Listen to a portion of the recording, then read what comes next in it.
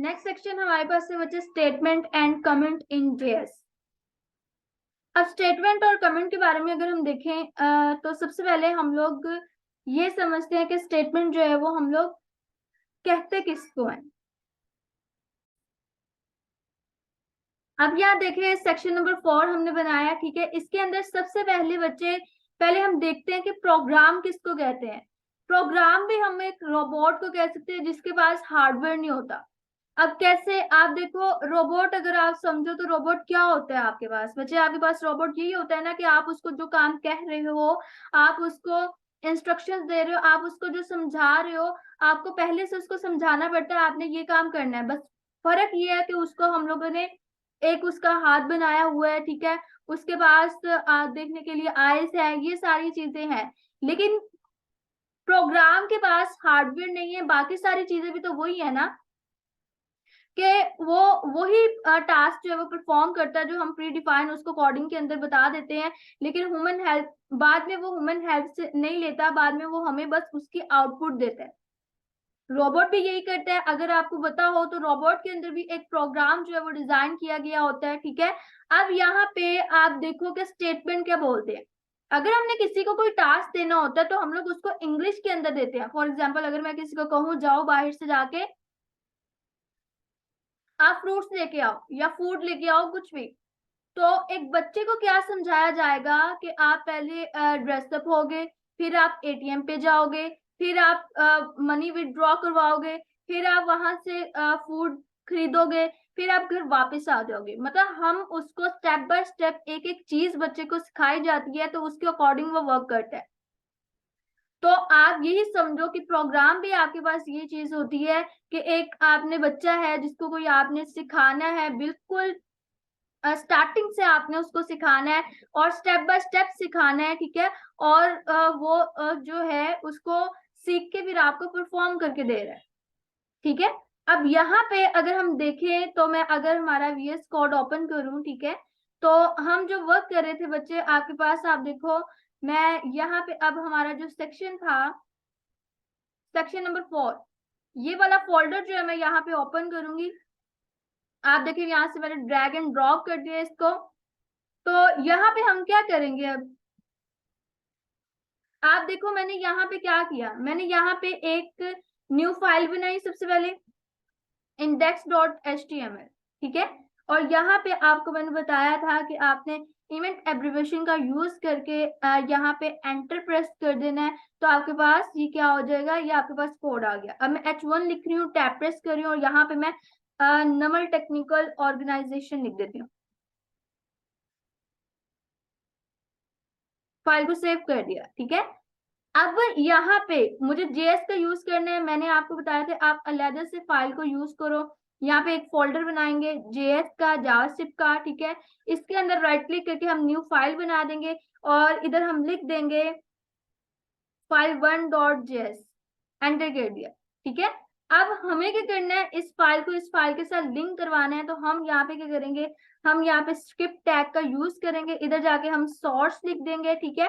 और यहाँ पे सोर्स क्या है कि आपका index.js के साथ आपका फोल्डर पड़ा है, फोल्डर का नेम आपके पास है js, ठीक है। उसके और फिर स्लैश और उसके अंदर आपके पास फाइल पड़ी है, उसका नेम है file1.js, फाइल को सेव कर दिया। अब यहाँ पे आप देखो अब मुझे कोई कह लेके स्टेटमेंट करना है, यहाँ पे क्या है आप देखो, अगर आपको कोई नंबर करवाना है तो आप क्या करोगे, var a। अभी आप वेरिएबल क्या होता है उसको आपने ध्यान नहीं देना, वो मैं आपको फर्दर बताऊंगी। अभी हमने समझना स्टेटमेंट, हमने सेमीकोलन लगा दिया, हमने उसको बता दिया कि a जो है वो एक वेरिएबल है। जैसे हम एक बच्चे को बता रहे थे कि पहले आपने ड्रेसअप होना है, बट यहाँ पे इंग्लिश के अंदर हम क्या करते थे, हर स्टेटमेंट के बाद हम कॉमा लगाते थे। यहाँ पे हम क्या करते हैं, हर स्टेटमेंट के बाद हम सेमीकोलन लगाएंगे। उसके बाद हमने उसको बताया कि ए जो है वो 2 है, ए इज इक्वल टू 2 है, ये हमारे पास दूसरी स्टेटमेंट होगी, दूसरा सेंटेंस हो गया, ठीक है। हमने अब एंडिंग करनी है, कंप्यूटर के अंदर प्रोग्रामिंग के अंदर हम स्टेटमेंट को सेमीकोलन के साथ एंड करते हैं। फिर हमने उसको बोला अलर्ट कर दो, किसको अलर्ट कर दो, यहाँ पे ए को। अब हमने अब स्टेटमेंट को हमने क्या करना है बच्चे, हमने उसको बंद करना है, मतलब हमने एंडिंग करनी है तो हम सेमीकोलन लगाएंगे। अब यहाँ पे मेरी एक मिस्टेक है, पहले जब हम कुछ भी अलर्ट कर रहे थे स्ट्रिंग को तो हम क्या कर रहे थे, हम इन्वर्टेड कॉमास में कर रहे थे। मैं आपको आउटपुट दिखाऊंगी, यहाँ पे राइट क्लिक करके इसको ओपन विद लाइव सर्वर। नमल टेक्निकल ऑर्गेनाइजेशन आया बट अलर्ट नहीं आया आपका। क्यों नहीं आया? राइट क्लिक करके मैं इसको इंस्पेक्ट एलिमेंट करूँ, कंसोल पे जाएं, आपका यहाँ पे एरर आ गया, fail to load the server response. अच्छा जी, हम अगेन राइट क्लिक करके ओपन विद लाइव सर्वर करें इसको।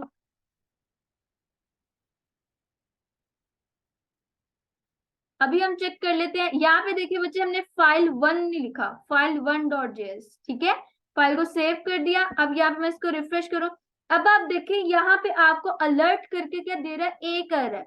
लेकिन हमने इसको क्या सिखाया था कि हमने जब ए लिखना है, ए एक वेरिएबल है, ए का मतलब है 2, तो इसको तो हमें 2 देना चाहिए था। इसने हमें ए क्यों दिया? बिकॉज बच्चे ए जो है वो आपके पास अब वेरिएबल है, हम स्ट्रिंग को हमेशा सेमीकोलन के अंदर लिखते हैं, ए को हमने वैसे लिखना था। अब हमने क्या किया, यहाँ पे अब देखो 2 आ गया, मैं ओके कर रही हूँ, अगला भी हमें दे रहा है। अब यहाँ पे क्या हुआ, हमने क्या किया बच्चे, हमने हमारे कंप्यूटर को भी स्टेप बाय स्टेप हमने उसको बताया कि ये काम है, तुमने इस तरह करना है। तो यहाँ पे वेरिएबल हमने पहले बताया कि ए एक वेरिएबल है।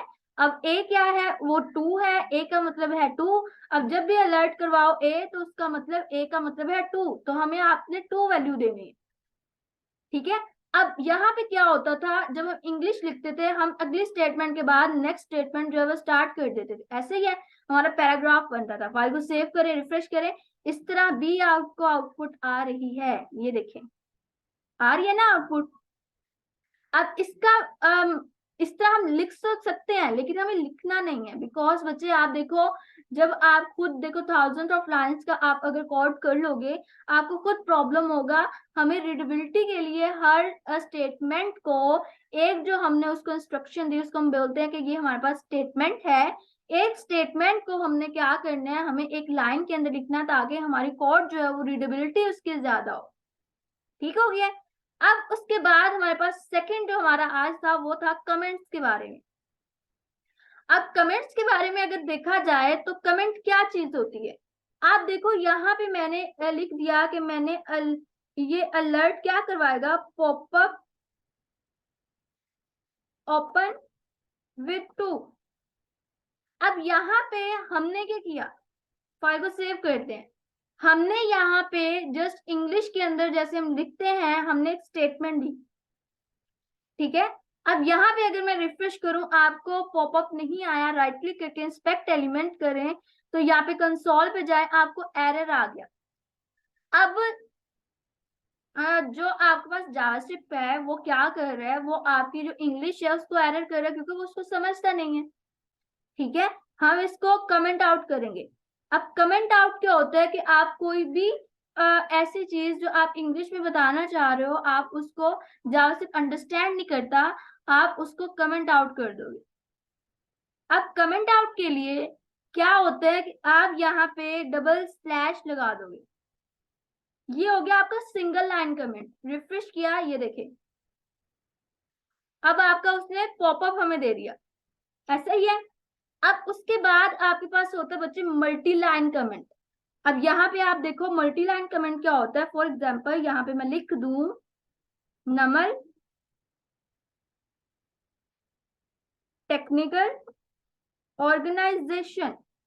अब मुझे ये सारे का सारे लिखना है, मैं इसको रिफ्रेश करूं अभी भी आपका देखो फिर एरर आ गया क्योंकि ये इंग्लिश वर्डिंग है, इंग्लिश वर्डिंग को ये अंडरस्टैंड नहीं करता। तो हमें यहाँ पे क्या करना है, आप जब कमेंट करो स्लैश स्टार और जहां पे एंडिंग करनी हो वहां पे आप पहले स्टार लगाओगे बाद में स्लैश लगाओगे, ये आपका हो गया मल्टी लाइन कमेंट। फाइल को सेव करें, अगर शॉर्टकट यूज करना है तो आप शॉर्टकट भी यूज कर सकते हैं। फॉर एग्जाम्पल सारे को सिलेक्ट किया, मैंने कंट्रोल स्लैश प्रेस कर दिया, कंट्रोल या कंट्रोल जी करूं, यहाँ पे आप देखिएगा सारे को सिलेक्ट करूं, कंट्रोल स्लैश, ये देखें फाइल को सेव किया। ठीक है, ये इस तरह आपको कर देता है, बट इस तरह वो एक एक लाइन को सिंगल कमेंट करता है, बट ये शॉर्टकट होता है, आप इसको यूज कर सकते हो, आपकी चॉइस है। ठीक है, ठीक हो गया, फाइल को सेव कर दिया।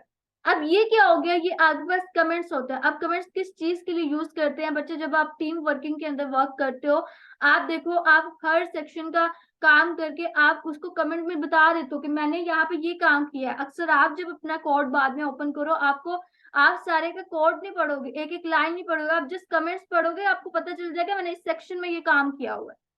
आपको एरर फाइंडिंग में इजी होता है। अगर आप कोई स्टेटमेंट रिमूव नहीं करना चाहते, आप चाहते हो ब्राउजर उसको ना दिखाए, आप उसको क्या कर देते हो, आप कमेंट आउट कर देते हो। ठीक है, ये थी आपकी स्टेटमेंट्स एंड कमेंट।